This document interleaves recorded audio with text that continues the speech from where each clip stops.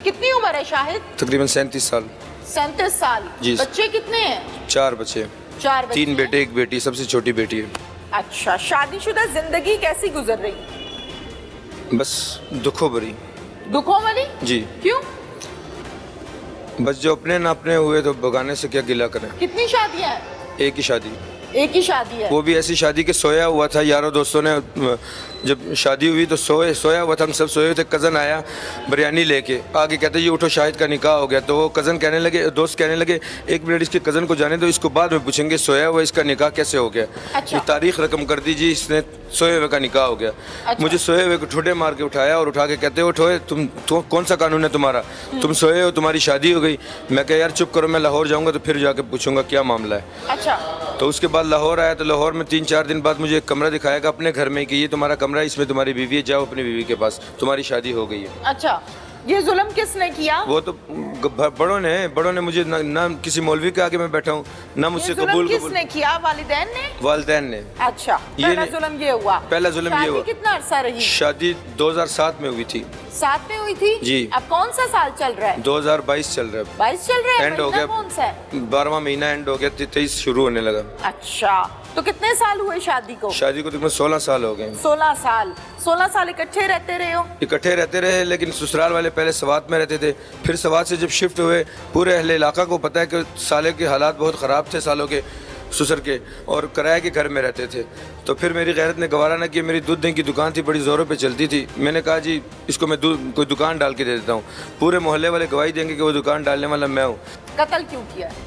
वो काला इलम कर रहा था मुझ पे, मैंने उसको पहले भी देखा हुआ था इलम करते हुए, तो मैंने घर वालों को दिखा भी दिया था कि ये लोग बीच में मुलवस हैं। उसमें बीच में मुलवस जो है सबसे मेरी साली है जो मेरी बीवी से छोटी है, वो काफ़ी अर्सा घर में बैठी रही। उसकी शादी ना होने की वजह से इन्होंने शादी उस घर में कर दी। बाकी 2 छोटी साली की शादी हो चुकी थी, तो वो काला इलम वो औरत करवा रही है सब कुछ। औरत भी बीच में आती है। कौन सी औरत? वो मेरी साली की जो सास है, बेवा है। अच्छा। उनकी भी गुर्बत का आलम ये था कि पहले वो बहुत गरीब तो थे। पुलिस को बता देते। पुलिस को 15 से आगे तो कुछ नहीं मिला मुझे। 15 पे मेरी 40 से 45 कॉलें हैं। आप रिकॉर्ड निकाल ले मेरे मोबाइल का नंबर पर, अगर ना हुई तो फिर मैं जुर्मदार हूँगा। अच्छा, पुलिस नहीं आई? नहीं आई, फिर भी तहफ़्फ़ुज़ नहीं मिला पुलिस से मुझे। तहफ़्फ़ुज़ से क्या मुराद है? कोई गन पॉइंट लेकर तहफ़्फ़ुज़ से ये था मिस के मुझे घर में जहर दे रहे थे। घर में कौन दे रहा था? घर में किचन से लाने वाला एक चाय लेकर आता है, उसके 2 हाथ हैं, वो चाय एक लेकर आता है, वो मेरे पास रख देता है। दूसरी चाय लेकर आता है, वो अब्बू को पकड़ा देता है। मैं अब्बू के पाँव में बैठा हूँ, मैं अब्बू से चाय लेता हूँ, अब्बू जी ये मेरी वाली आपकी। मैं पीता हूँ, अब्बू मेरी वाली चाय हाथ में पकड़ते हैं, इशारा हो जाता है कि नहीं पीनी, वापस रख देते हैं। अब्बू कहते हैं मैं पेशाब करके आया। आपने इशारा देख लिया था? मैंने इशारा देखा तो कप इसलिए नीचे रखा था ना अब्बू ने। अच्छा। तो अब्बू ने कप नीचे रख दिया, तो वापस चले गए। मैं पेशाब करके आया। मैं कहा ठीक है। आधे घंटे बाद मैं जाता हूँ, अब्बू बैठक में लेटे होते हैं। अब्बू चाय नहीं पीनी, कहते बेटा मैं फिर पी लूंगा। अच्छा। मैंने समझ लिया, मैंने कहा सर को खतरा है, घर का आना छोड़ दो। मैंने घर में आना छोड़ दिया, मैं अपने दफ्तर में रहने लगा। मेरे बेटे कहाँ थे? बेटे घर में थे, लेकिन वो मेरे साथ खुश थे। उन्होंने कहा अपने पापा के साथ रहना। कौन से दफ्तर में? 3 बेटे सिंहपुरा में, जहाँ पे लाइट और बैटरी का मैंने काम शुरू किया। तहखाने में? तहखाने में, हाँ जी। तहखाने के हालात इस किस्म के हैं कि वहाँ तो 1 मिनट भी खड़ा नहीं हुआ जा जी मिस, सकता। हालात किस वजह से हैं कि 4 दिन पहले जब मुझे पता चलता है ना कि तुम्हारे सर को खतरा है, तुम्हारे सर को इस तरह खतरा है कि हड्डी और पसली एक करने का हुक्म मिला है इस रेट कहाँ में। से? घर वालों की तरफ से इतला। जो मुझे बताने वाला आके बताता कौन है बताने वाला? बताने वाला भी मेरा अपना ही है। अच्छा, वो आपको बताता है कि हड्डी पसली अलग कर दो? जी, हड्डी पसली इसकी एक कर दो और अच्छा। सारी जिंदगी के लिए जेल में फेंक दो। क्यों कि मैंने ये इशू उठा दिया कि सबसे पहले मेरा निकाहनामा दिखाओ। अच्छा, मुझे वो मौलवी ना लाओ। तो भाई मौलवी ये आपको 17 साल बाद याद आया है 4 बच्चे पैदा करके बस। कि मेरा निकाह हुआ है कि मिस नहीं? वो ये याद आपको क्यों 4 बच्चों वो के याद एक क्यों? मिनट। जी जी कितने साल जिंदगी गुजारी बीवी जी के साथ? जी जी कितने साल? 16 साल। अब याद आया? अब इसलिए याद आया कि बीवी ने एक दिन कह दिया कि सुना है घर में आवाज़ा सा उठा है कि ये कारोबार बैटरी का शराके का है। तो मैंने सब भाइयों को इकट्ठा कर लिया, तो भाई कहने लगे हाथ जोड़ के हमने तो कोई बात नहीं की यार, तुम्हारा है तुम ही रख लो। और 5-6 माह बाद बीवी के मुंह से निकला है, मेरा भाई कहता है 10 लाख रुपए ले लो, ये कारोबार मुझे दो, लाइट और बैटरी का जो कमाएंगे आधा था, तुम आराम से बैठो घर में सुकून करो। फिर जाके होश आया क्यों पगले उठ जरा होश करिए। क्या नशा कौन सा करते हो? नशा कोई भी नहीं था करता। पहले अफीम आइस पाउडर सब कुछ करता था। ये ब्लेड के निशान मारे हुए हैं। जब से बेटी अल्लाह ने दी रहमत घर में भेजी, उस वक्त से सब कुछ नशा छोड़ दिया था। रेडी पे आ गया। बेटी छोटी है, अभी माँ के पास है। बच्चों को अपने पास तहखाने में क्यों रखा हुआ था? मैंने जबरदस्ती नहीं रखा, मेरे बच्चों से बयान ले लिए जाए।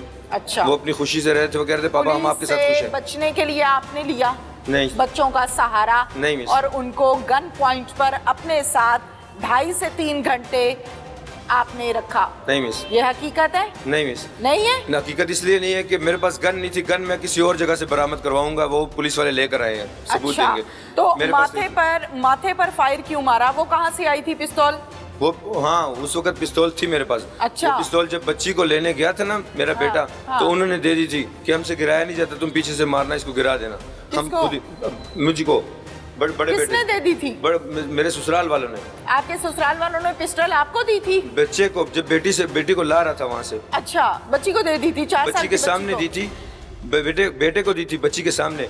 तो बच्ची मुझसे बातें कर रही, तो बच्ची के मुंह से निकला पापा तमांचा, पिस्टल, मतलब पश्तो में पिस्टल कही। तो मैं बच्चे को ऐसे कह रहा हूँ, अबू बकर किस मुआशरे से उठा के लाए उसको?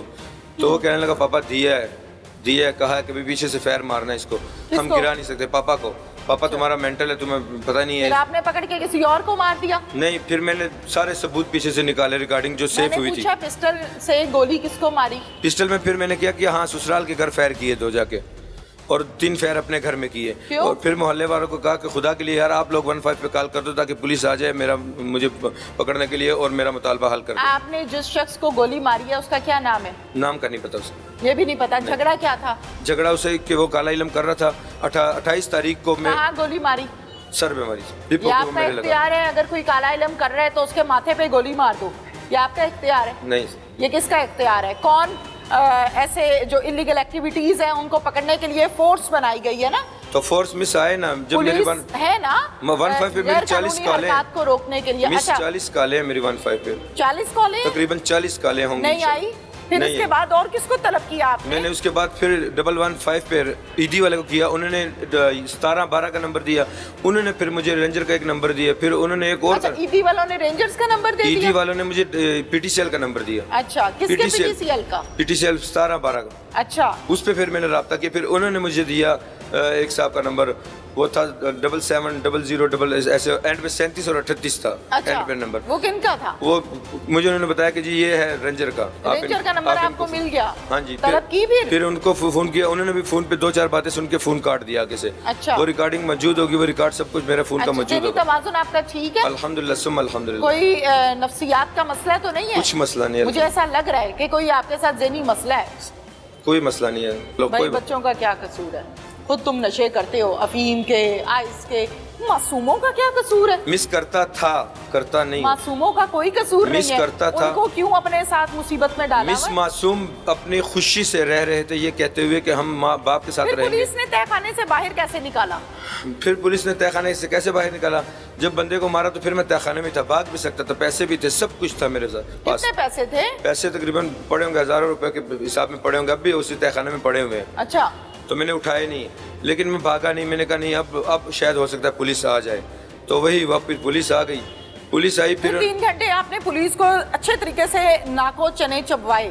जी। आपने कहा जी मुझे भूख लगी है, नान चने मंगा लें। ये नहीं कहा। फिर नान चने नीचे आए, डीएसपी साहब आपके लिए नाश्ते भिजवा रहे हैं। मैंने ये कहा फिर था। आपको एक और पठान भेजा, वो आपको अपने साथ गपशप कर रहा है। इस तरीके से आप काबू आए पुलिस के। ये फिल्मी सीन चला है? जी। और मेरे बच्चे उस वक्त कितना रो रहे थे ये भी आपने मैं देखा। आपसे पूछ रही नहीं, मैंने नहीं देखा, मैं मौके पे मौजूद हाँ, ये फिल्मी नहीं थी। सीन चला था, लेकिन मैंने क्यों चलाया था? अगर आप आना फिल्मी सीन चलाने के आप हकदार नहीं है कि आपने फिल्मी सीन क्यों चलाया था। हर बात की आप आगे से मुझे एक नई कहानी सुनाते हैं। आप सीधा सीधा आके उनको अपनी गिरफ्त दे देते, अरेस्ट हो जाते, गिरफ्तारी दे देते। ठीक है।